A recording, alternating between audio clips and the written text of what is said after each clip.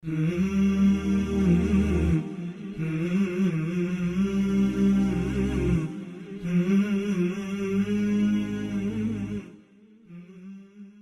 علیکم ورحمۃ اللہ وبرکاتہ۔ معزز ناظرین، محترم سامعین، آج کی اس ملاقات میں ہماری گفتگو ہوگی کہ نبی پاک صلی اللہ علیہ وسلم جب مدینہ پہنچے تو اس وقت آپ کے سامنے مدینہ کے کیا حالات تھے، اس کا تذکرہ کیا جائے گا۔ دیکھیں، بلا شبہ آپ صلی اللہ علیہ وسلم جب مدینہ پہنچے تو مدینہ کے لوگوں کے آپ قائد بن گئے، رہنما بن گئے، لیڈر بن گئے، اور ایک لیڈر کو اپنے علاقے کے بارے میں فکر ہوتی ہے کہ وہ کیسے اپنے علاقے کو سنبھال سکے۔ چنانچہ وہ سب سے پہلے اس علاقے، اس سماج کے حالات کو دیکھتا ہے کہ یہاں کس ٹائپ کے اور کس کس طریقے کے لوگ موجود ہیں۔ پیارے نبی صلی اللہ علیہ وسلم کے سامنے اس وقت مدینہ میں 3 طرح کے لوگ موجود تھے۔ نمبر 1 مسلمان، نمبر 2 مشرکین، اور نمبر 3 یہودی۔ سب سے پہلے نمبر پر مسلمان جو تھے، ان میں 2 طرح کے لوگ تھے۔ ایک انصار جو اصلاً مدینہ کے رہنے والے تھے، جنہوں نے مکہ سے آنے والے مسلمانوں کو ویلکم کیا، خوش آمدید کہا ان کو، اور دوسرے مکہ سے آنے والے مہاجرین صحابہ جنہوں نے اپنا سب کچھ چھوڑ دیا تھا۔ مکہ میں حالات مختلف تھے، مسلمان کمزور تھے، پریشان کیے جا رہے تھے، لیکن مدینہ میں مسلمان بہرحال کمزور نہیں تھے یا ان پر ظلم و ستم نہیں کیا جا رہا تھا۔ ان کا اپنا علاقہ تھا، اپنا گھر تھا، اپنا سب کچھ تھا۔ انصار مدینہ جو ہے، ان کا زیادہ تر انحصار کھیتی باڑی پر تھا۔ یہ سارے کام کیا کرتے تھے، صنعتوں میں یہ بہت زیادہ ماہر نہیں تھے، یا مارکیٹ وغیرہ ان کے قبضے میں نہیں تھا۔ تو یہ تھے مسلمانوں کے حالات جو اس وقت مدینہ کے اندر تھے۔ اور اس کے بعد دوسرے نمبر پر مدینہ کے مشرکین۔ مدینہ کے مشرکین میں بھی 2 طرح کے لوگ تھے۔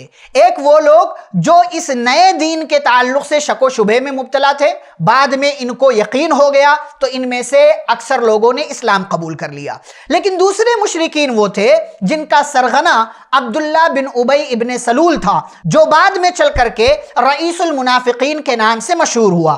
نبی پاک صلی اللہ علیہ وسلم کے مدینہ آنے سے پہلے اس بندے کی تاج پوشی کی تیاری چل رہی تھی۔ اوس اور خزرج کے درمیان جو لڑائی ہوئی تھی، جنگ بعاث، اس کے بعد اوس اور خزرج نے مدینہ کے لوگوں نے اتحاد کے ساتھ رہنے کا فیصلہ کیا اور اپنا لیڈر، قائد، رہنما عبداللہ بن ابی ابن سلول کو بنانے والے تھے۔ لیکن نبی پاک صلی اللہ علیہ وسلم کے مدینہ ہجرت کر جانے کے بعد سے اب اس کی ساری خوشی کافور ہو گئی، یہ سارا مسئلہ کھٹائی میں پڑ گیا، اور عبداللہ بن ابی ابن سلول کو لگا کہ اب میرا دشمن، میرے راستے کا سب سے بڑا روڑا جو ہے وہ محمد صلی اللہ علیہ وسلم ہے، کیونکہ نبی صلی اللہ علیہ وسلم کو لوگوں نے سردار مان لیا، آپ کو قائد مان لیا، رہنما مان لیا۔ اسی لیے عبداللہ بن ابی ابن سلول نبی پاک صلی اللہ علیہ وسلم کو اپنا دشمن سمجھنے لگا، اور اسی لیے آپ آگے دیکھیں گے جیسا کہ تذکرہ کیا جائے گا کہ مشرکین مکہ نے عبداللہ بن ابی کے نام خط بھی لکھا، کیونکہ ان لوگوں کو معلوم تھا کہ یہ ان کا دشمن ہے، یعنی محمد صلی اللہ علیہ وسلم کا۔ اور بعد میں چل کر کے اس بندے نے ظاہری طور پر اسلام قبول کیا، اور اسلام کو، مسلمانوں کو، نبی پاک صلی اللہ علیہ وسلم کو تکلیف دینے میں آگے رہا، اور مسلمان کا لبادہ اوڑھ کر کے اس نے ہر قدم پر اور ہمیشہ کافروں کی اور مشرکین کی مدد کی اور ان کے ساتھ ساز باز کرتا رہا۔ تو یہ تھے مشرکین۔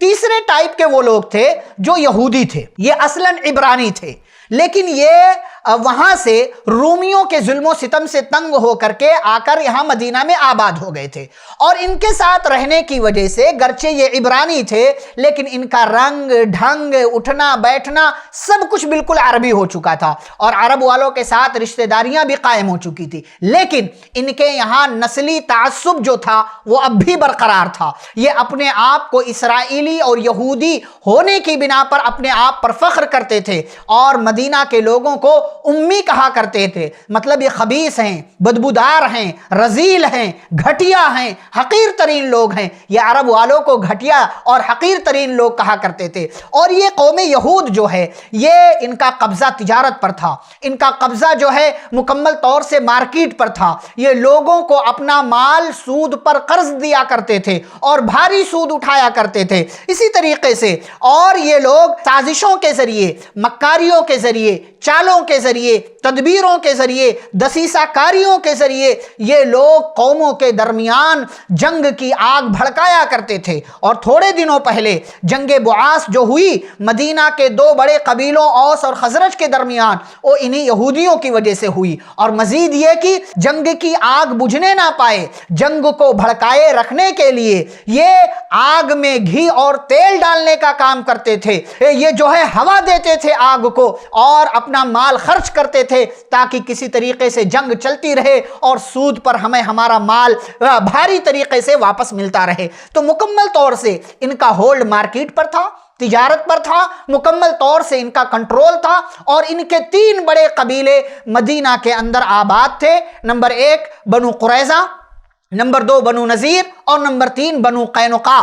اور پھر آپ صلی اللہ علیہ وسلم کی دانش مندی، حکمت عملی، آپ صلی اللہ علیہ وسلم کا سنہرا فیصلہ کیا ہوا، اس کا تذکرہ ہم آگے کریں گے کہ کیسے آپ صلی اللہ علیہ وسلم نے ان 3 طرح کے لوگوں سے جو مدینہ میں موجود تھے، مسلمان، مشرکین اور یہود، کیسے ان تینوں طرح کے لوگوں سے آپ نے ڈیل کیا، ایک قائد کی حیثیت سے، رہنما کی حیثیت سے، لیڈر کی حیثیت سے، اور پھر اس کے اثرات اور اس کے نتائج کیا سامنے آئے، اس کا تذکرہ انشاءاللہ اگلی ملاقاتوں میں آپ کے سامنے کیا جائے گا۔ والسلام علیکم ورحمۃ اللہ وبرکاتہ۔